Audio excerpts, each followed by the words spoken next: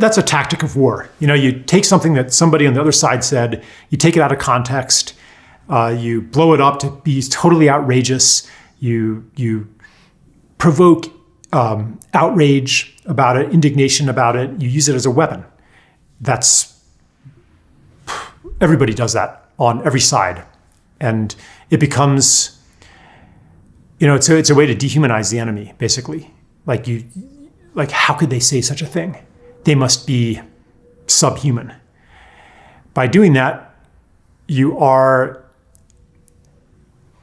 exacerbating the problem.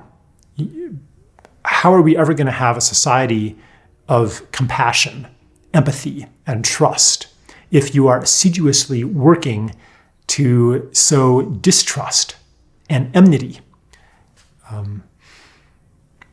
Thinking all the while that you're doing that with the long-term goal of a society of peace and equality and fairness and justice, but using unjust methods to accomplish that, justified by, well, they're on the other side and we're fighting them. So anything we do is justified because we're the good guys.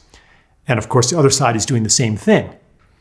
And so imagine how you look to the other side when you're taking their things out of context and painting them to be horrible people, when they themselves, in their corner of the culture, they're not especially horrible people. They watched their neighbor's dog when they went on vacation. They went to the PTA meeting, and had a birthday party for their kids and invited the other kids, and they were a Cub Scout leader. And they don't find themselves to be evil people. So these caricatures that are constructed from out of context quotes and things like that, they seem ridiculous. They make you seem subhuman to them. Because why are you attacking me? Why are you not fully seeing me? And ultimately, I think these tactics are ineffective.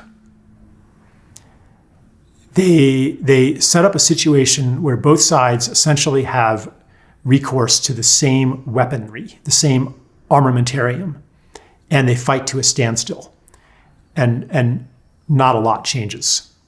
And when things do change, it isn't because one side finally defeats and humiliates the other. It's because there is a movement underneath that makes the fight irrelevant. So I could give some examples, like what finally gave wide social acceptance to gay marriage. I think it was the AIDS epidemic, where the humanity of these people suffering became visible. Anyway, that could be a long debate, actually. But again, here, what I'm interested in is what actually serves healing of society and the planet. And these war tactics, they just perpetuate war. Neither side ever gains a decisive advantage over the other. And both contribute to the underlying mind form of all those evil people out there. Contribute to a society of distrust, to a society of us versus them, to a society based on war. No wonder that war lens, that war perspective then gets replicated and projected and applied all over the world.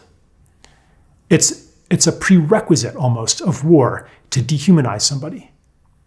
And then you can bomb them. So I would really encourage anyone who calls himself a peace activist to begin walking and speaking peace themselves in everything they do, especially in social media and political conversation.